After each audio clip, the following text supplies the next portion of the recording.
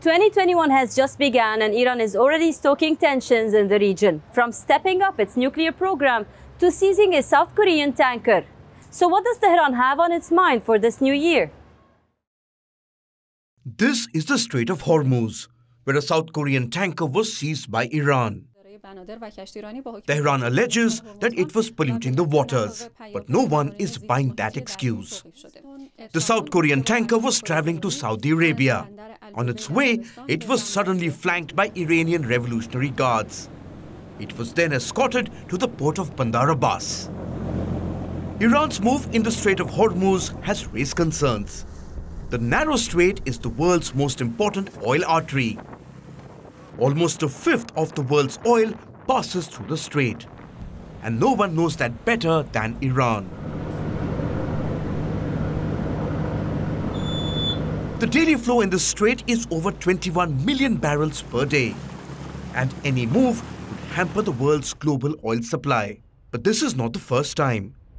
In 2018, President Rouhani hinted that Iran could disrupt oil trade through the strait. This was in response to US calls to reduce Iran's oil exports to zero. So the message is clear here. Iran is sending a signal to the United States. And South Korea has managed to get itself involved in the tensions. While Iran was accused of taking the crew hostage, the country remained defiant, hitting back at South Korea instead. If there is any hostage taking, it is Korea's government that is holding more than $7 billion, which belongs to us, hostage on baseless grounds. But this is not the only thing Iran is doing. For weeks, tensions have remained high in the region. There were concerns about Iran flexing its muscle.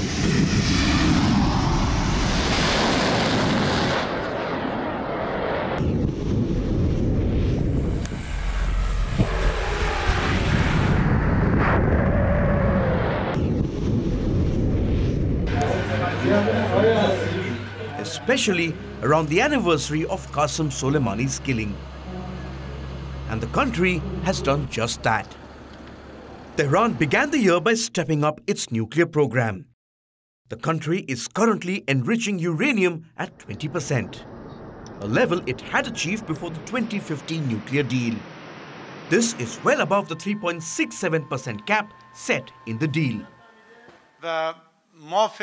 This action has been taken based on a parliamentary resolution, and we think that it conforms with paragraph 36 of the Joint Comprehensive Plan of Action. With paragraph 36 of the JCPOA, we had the choice. Iran reserves the right to take appropriate action until the other parties fulfill their commitments.